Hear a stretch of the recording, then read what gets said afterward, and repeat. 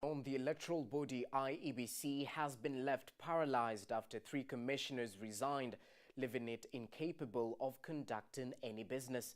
Vice Chairperson Ms. Connie Cather, Commissioners Dr. Paul Kurgat and Ms. Margaret Mochanya announced their resignations while they blamed Chairperson Wafula Chebukati for lack of leadership in the commission. Mass resignation by 3 top IEBC officials led by Vice Chairperson Ms. Connie Cather, Commissioners Dr. Paul Kurgat and Ms. Margaret Mochanya exposed the cracks in the electoral body that has led to the fallout. According to political analyst Martin Andati, the resignation of the 3 IEBC officials has interfered with the legitimacy of the commission and could not transact business. 3 commissioners cannot constitute a quorum, so effectively there is no commission. So the others remaining now, they cannot transact any business. The only challenge is, you can't force them to resign. The only thing that you can do is they'll have to look for ways and means of appointing fresh commissioners.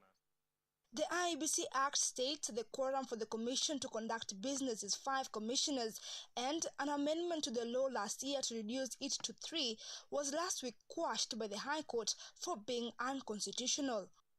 The Senate Majority Leader Kipchumba Murkomen, through his Twitter account, had mentioned that he will push for the removal of Chebukati and the rest of the team through a tribunal. Senate Minority Leader James Orengo also maintains that Chebukati must lead the remaining commissioners in exiting the commission on grounds that the commission has become a felonious enterprise. Analyst Martin Andati can't agree more. Chebukati is on record saying that the commission has been held hostage by political forces. So you can see the same political forces are at play here. And I think the most honorable thing and decent thing for Chebukati to do is let him exit. Because even if he remains there, the other commissioners who will be brought in by the political forces, they will still not allow him to work. The IEBC chair Wafula Chebukati has ignored the calls for resignation and instead asked Parliament to draft laws to enable the replacement of the 4 commissioners. The solid question, however, is whether Chebukati failed the commission.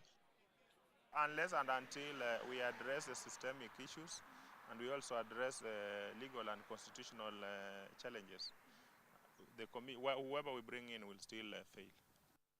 The division in the commission is nothing unprecedented. 9 days to the October 26 presidential poll at the Bomas of Kenya, Chebukati was unsure of the ability of the commission to preside over a credible election. Critical changes in key secretariat staff, free, fair and credible elections will surely be compromised. The cracks in IEBC became apparent when former Commissioner Rosin Nakombe resigned in New York.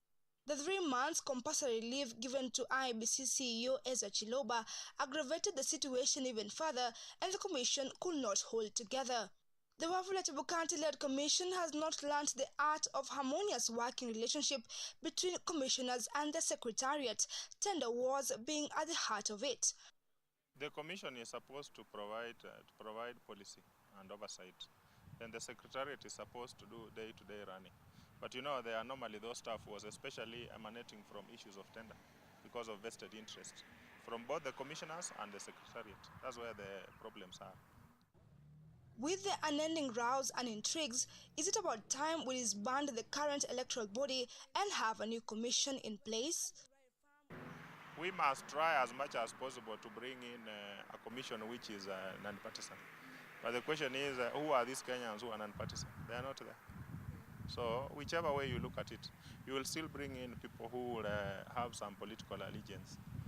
In the past 3 electioneering periods, there have been consistent changes in the electoral bodies due to political interference, infights or incompetence within itself. Thus, the question of its independence and operation has come up time and again.